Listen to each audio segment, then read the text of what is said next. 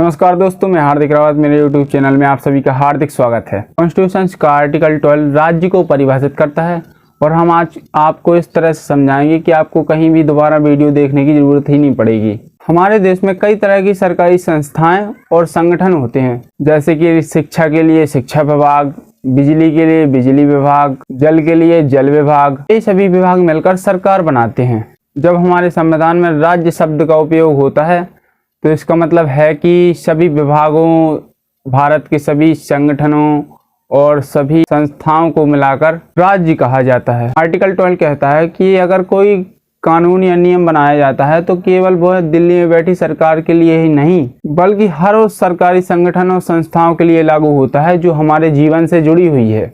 और इसमें पंचायत से लेकर बड़े बड़े सरकारी विभाग तक शामिल हैं, जैसे कि हमने बताया जल विभाग, बिजली विभाग, शिक्षा विभाग। ये कहता है कि संविधान के सभी हिस्से संविधान के नियमों का पालन करें ताकि सभी नागरिकों के अधिकार सुरक्षित रहें। अब सुरक्षित कैसे?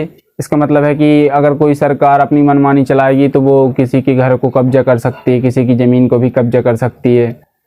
जैसे कि हमारे यहाँ वक्फ बोर्ड है, वो उसका कोई वो नहीं होता है, उसका वो किसी की भी ज़मीन पे कब्जा कर ले। उसका कोई आज तक सिद्धांत ही नहीं निकाला, ना आज तक कोई उसके लिए कोई कानून बनाया गया कि वो ऐसा ना कर पाए।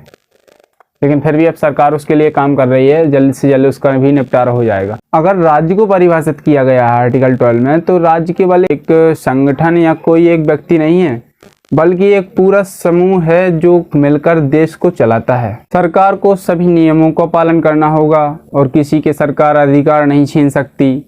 सबके अधिकार बराबर हैं, सबकी समानता बराबर है।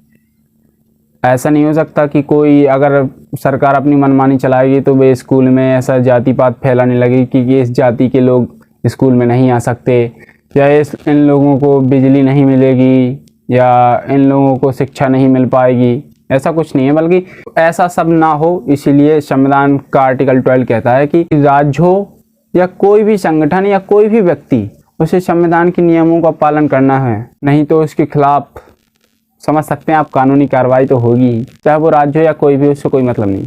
और हाँ, अगर आपको ज़मीन से रिलेटेड कोई समस्या हो, या आपकी ज़मीन पर किसी ने कब्जा कर लिया हो, या आपका कोई लोन से रिलेटेड कोई मामला हो जिसमें आपकी EMI अगर डिफ़ॉल्ट हो गई हो, तो अगर आपको बैंक वाले, फाइनेंस कंपनी वाले परेशान कर रहे हो, तो हमसे एक बार संपर्क कर सकते हैं। आप कमेंट में ही बता सकते हैं कि हमें ये दिक्कत है, तो हम उसका जवाब आपको कमेंट में भी दे सकते हैं। अगर आपको हमारी जानकारी अच्छी लगी हो तो सब्सक्राइब कर लीजिए हमारे चैनल को, ताकि ऐसी ही जानकारी आप लोगों को मिलती रहे। आगे चलकर मैं बहुत अच्छी वीडियो बनाऊंगा ताकि आप लोगों को ज़मीन से रिलेटेड भी कोई समस्या ना हो, लोन से रिलेटेड भी कोई समस्या ना हो। अपने अधिकार जानिए।